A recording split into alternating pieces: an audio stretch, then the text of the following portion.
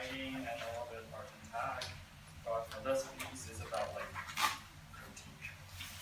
So when I start, one of the most distinguishable traits of the master's programs here is their emphasis on critique, as according to the description from the SISC official website, one of the principal means of assessment each semester. A week-long schedule of critiques during which classes are suspended and the entire faculty and invited artists and designers assemble into panels that conduct intensive studio critiques with all studio and writing graduate students. It seems to be, and also in fact, a big thing, but apart from this verbose and vague explanation, and sometimes preliminary empirical tips from supportive advisors, before the critiques, no definite definition nor guideline is provided to the graduate students. Questions then arise. What is critique? How to prepare for it? What's the goal here? Are there any exact criteria to meet, etc.? Some lucky students may find their answers to these questions after a few tries, but they're not so sure, because then they find that they share different, even contrary answers with each other. And the others may simply just slip through it throughout the program, since getting through a critique doesn't really require understanding it. Still, the same critique is performed every same semester in the very same style. It becomes an institution. It becomes institutional. And being in this institution, I cannot stop but wondering what exactly I am in the middle of. This project started out with this simple inquiry and was at first once a research project. Then it was partially transformed into a writing piece titled Critique Games, consisting of a series of twisted, imaginary critique games, which utilize mostly the magic circle theory as the foundation and investigate critique with game studies methodology. One of the games, self-referential, stands out as it reveals something deeper and more interesting. In this game, the artist presents the critique that is happening in real time as the work under critique. This idea was then put into execution in a semi-formal critique with the aid of a projection with real-time fetch footage from an iPhone pointing at the artist and the panel. The critique was extremely engaging and at the same time problematic in an interesting way, partially because the topic itself, and more importantly, because of the use of surveillance, which loosely alludes to another thing, Foucault and anaptysism, trying to keep this interesting point of reference and at the same time embody the piece with a purer, less distracting form without relying too much on technology, while at the same time remaining its self-reference. Firstly, I bring in Erving Goffman's dramaturgy theory to set up an everyday theater to further strengthen the performative quality of the piece, and then use the fourth word theory to dissociate the role of audience from the role of participant, which enables the self-reference to happen. For more information about mechanisms and theories, please refer to the diagram attached right under this page. So, a critique. With all that being said, here I present my piece, A Critique, which has already started the moment you walked in. This piece is a 45-minute live performance casting the artist, Fang Zhizhao, along with 6 panelists and 1, probably no, student panelist. The script for the performance is also provided and presented as part of the work, which consists of a summary of the piece, actors' individual scripts, which are based on their out-of-critique world agencies, a list of prompts, and a bibliography in a separate volume. So that's all I wanted to say before this. Here's the bibliography, and this is the previous, the critique games that I mentioned, kind of like the legacy of this. You should work with Olga Gainer. Yeah? Sorry, we didn't. Olga Gainer, the new faculty member, design okay. She's doing a piece right now for the recent XEN design biennial. And it's got a lot of, I feel it's got a lot of connections.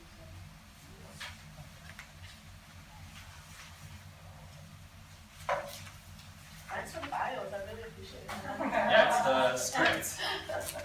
So do we meet ourselves? Do we meet our bios? Well, it's up to you.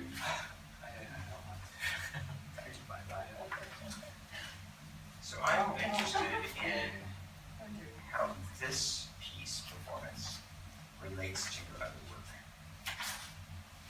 Current, previous. Well, personally, I don't do a lot of like print work, nor like infographics, like anything that's come up kind of just don't do. I'm kind of like weird in this problem because I mostly I do performance, like usually like digital performance. That's kind of like why I also tried like the previous version of this critique with kind of like older technology, but then I just kind of like felt like I really wanted to be more pure, just about the critique itself, rather than like some like loose ends or loose connection to technology. So that's kind of like why I decided to cut that part off, and just like remain where it is right now. I'm trying not to use like everything else. So are these performances then that you or the work, your performance work, is it also kind of self-reflexive in the same manner that this piece is? Not quite. I would say like this piece is very special and kind of like unique in a way, and that's kind of like why I kind of wanted to spend more time just talking about this piece itself, like with all the context or context that I provided here, rather than like some of the like works that's behind me, because those works are kind of not important in this set.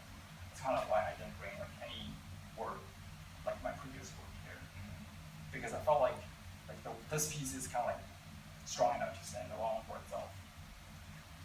The reason I'm asking is you're employing a strategy here, which is reflexive back on the situation, and it's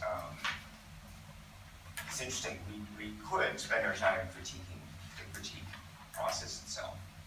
I'm more interested in critiquing your strategy in this piece, sort of folding back as a general strategy, not necessarily then as a strategy about this particular critique, but as a strategy of performance. So that's what I'm trying to get at with this, sort of trying to understand to what degree this particular strategy is something that you're kind of developing and engaging in a general sense or not. I guess, yeah, that's kind of like why I brought this book.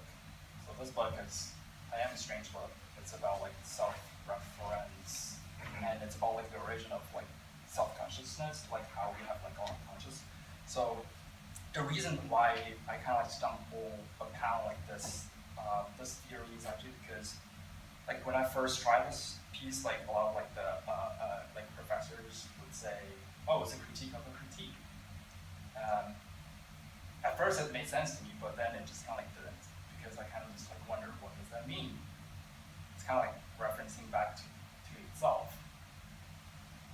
Well, and also being an artist is kind of like sometimes when you run into a problem, this problem could turn into something like really exciting and interesting. So I just kind of like started to dig in more, like, and see if whether this kind of like self-reference or strange loop or critique is actually possible. Well, it's not possible, except by Foucault and also like Julius Buckler, because basically they say like the critique has to have an object in order to make it work. So its function is pretty much defined by its object or objectives. But I guess it's different here, since we're not really performing a philosophical critique, but rather we're doing an art critique. So that's a little bit different. I also just put that like in one of the prompts. So is it possible to critique critique? And what does that even mean? Is it possible to critique art critique? Is it possible to art critique art critique? Is it possible to art critique critique? So art critique, even though like what we're having right now is called a critique, but like more specifically it's an art critique. So I feel like there's something like interesting here, because art critique seems to be something a little bit different from just like critique in a general sense. And there's sort of plenty of room for me to just play around with it, and there even might be some room for me to reference back to itself. That's kind of why the strategy that I'm developing here, way to do things. So what I'm doing here is just like, yeah, invitations, because I wanted to go around, and even though I don't want to like sort of like curate it too much or much, but I still want to provide some like handles here that we can have like a grasp on and sort of keep the conversation going, because that's the kind of like the art part about this, because this is not like a philosophical writing, or it's not like a dissertation, it's an art piece. So what's the artistic skills here? I guess my artistic skills here are just like this, like invitations, and let you in and let you engage in the discussion. And well, even though like we might not have answers, but like being in it is kind of like what I want and what I'm trying to achieve here. How can you make how can, I mean, I guess I'm not that interested in it. No, I mean, I'm just being really honest. It feels I'm uninterested in it in a way. And I think that's a reasonable response to have. In the same way as there's other artwork that maybe is more conventional that I can also be uninterested in, you know? So for me, it's a little uninteresting. And like what I'm trying to think about, what would make it more interesting to me? I mean, for me personally, reading some of these, if I just was reading this on my own, on a train, you know, as someone who's been involved in writings and critiques, this is fantastically insightful. I mean, I really enjoyed this project. Like, you know, under space, you can't see nothing. The critique is held in a total light-proof, dark, empty space.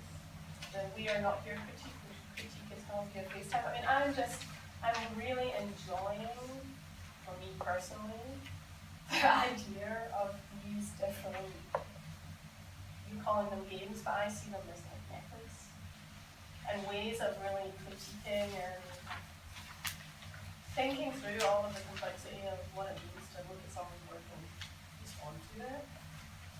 So I really enjoyed this. We all have this one? No, it's in the middle. It's a shared. Yeah, It's a shared previous. But I'm trying to be really honest. It's like I find like it's a little. I don't get connected to it so much. Yeah, I appreciate it. That's kind of like the questions I also like ask myself like several times. Like, what about this topic? Like, well, what about this like theme? And like, so I remember one time a professor asked me like, so like, do you think like people out of the art world would be interested in this? And I thought for a while, and I said, I would know, because I kind of feel like this piece has like a very specific audience, like who, for those like who have been to critiques firstly, but then also kind of like have some kind of like opinions on that, like even though it's like might be like positive or negative or whatever, and they wanted to, and also like they wanted to have a little bit more understanding of what exactly it is, and so I guess like. So this piece is probably like intended for them, but I totally appreciate it because like you just points out like something that's very, very important here is like, it's not for everyone, it's a very audience specific. It's pretty much set in people, right? It's not for everyone, it's hardly for like a larger conversation. It's for the people who are present, Yeah. right? And but I don't feel like I'm kind of that this can possibly exist in another form outside of this conversation, right? And I get the sense that like, well, we're definitely not going to wind up critiquing in this conversation, right? You kind of, well, this is like the faculty problem, right? If you ask them the question, they talk about 10 other things. So it's the question. But I also kind of see this as pointing toward a conversation that you want to occur about closed circuits, right? Because this is a totally, it's the loop, right? It kind of falls back on itself, and it's not designed for anybody else, right? With the exception of Hello, right? Our observers. And I think that's fine to make artwork for 7 people and to make artwork with 7 people. And, you know, I'm definitely not interested in critiquing critique, right? It's kind of a general, kind of sweeping kind of space. I'm interested in how you presented it to us and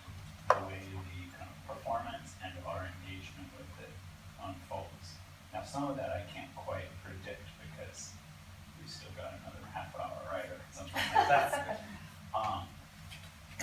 But I can kind of respond to your initial prompts in the text, and then what you said and what you laid out, and how you designed the space. Or kind of like needed to figure out a way to engage more people and to transform the form of this piece. But before I do that, I kind of wanted to see like how this form can work. Something you just said, and also thinking about one of the juniors' work that she's doing with Liz and her hair. It's like I wonder, it might be more interesting for people other than us to sit down and look at these documents. Meaning they are going to come to the table, you know, read your statement about critique, you know, read the prompts, see who is effectively sitting in these chairs, and have to think about what happened, right? Have to make it up, basically, you know? So I wonder if actually it not being for 7 people, for it to be a project that is for everyone other than us, basically, sometimes seems quite interesting to me because you have to make up the story of what you think happened with that critique, right? You have to be like, well, what would someone with Sean's resume have said about this? You know, what would Yeah, it's more interesting to know that this had occurred than coming to it, that it hasn't happened yet. I keep kind of coming back to a comment you made earlier, and somebody said, well, these are bios, and you said that's the script, right? And that feels like some real meat for this piece is, okay, to what extent does our experience determine our commentary or our feedback for you? And it certainly does, right? I'm going to come to the table with a very different kind of perspective than everybody else within a kind of a spectrum, right? That we're all kind of part of a similar tribe of people there. And that's the thing that maybe is a potential for, all right, bring this to a show, right? Do I have a script, which is actually just a number of bios? Are people invited to perform these biographies and their commentary, right? And is this more enlivening for an audience who's kind of every 6 to 8 weeks they are critiqued, right? Rather than us who we don't get this anymore, right? Years removed from people sitting in a circle telling me their ideas about something. So is there kind of yet another layer of the actors in this? Yeah, that's kind of like why I just like brought in like this like dramaturgy theory, like everyday life as performance, because also like what was the thing? Interpretive community theory.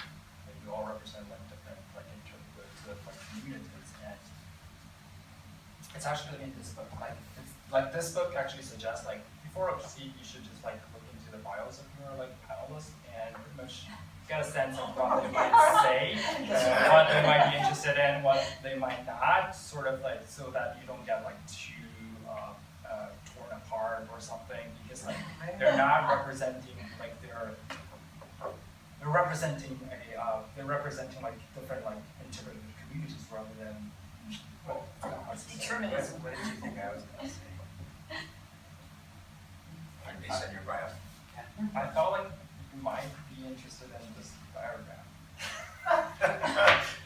Thank you. I mean, no, I think I'm interested conceptually in the whole idea. I think for me, there's a few points that I'll make. First, when you said that you talked about not bringing up past work, and that you felt this piece was strong enough to stand on its own. I think whether or not a piece is strong enough to stand on its own is separate from whether a piece can be more effective given a greater context for understanding it. So for myself, like I'm one of those people who, I really like to read all about an artist's life.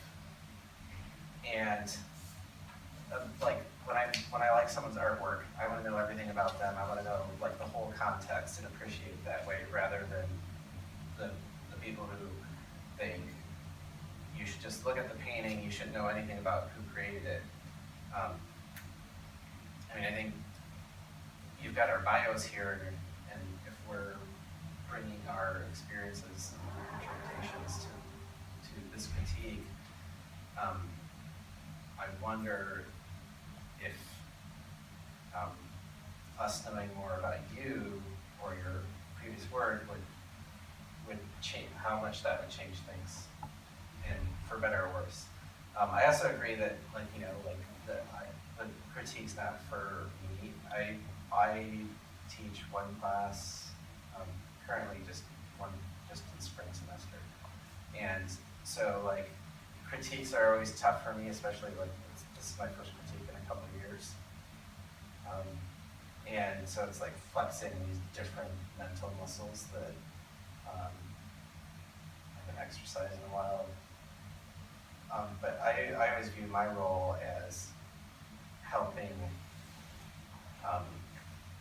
whoever we're talking to come to a better understanding of what their work is. And so I guess the thing that I'm wondering is, what is the ultimate goal of this critique? Is this critique an end of itself, or is there some further steps? Like, what is the next step after this? I mean, you talked about, like, now doing this piece for the MFA show, and how that works with a bigger group of people, but it's still totally self-contained, and it feels like closed off, and I don't see where the evolution goes from there. And maybe it's harder for me to see that because I haven't seen what brought you to this point.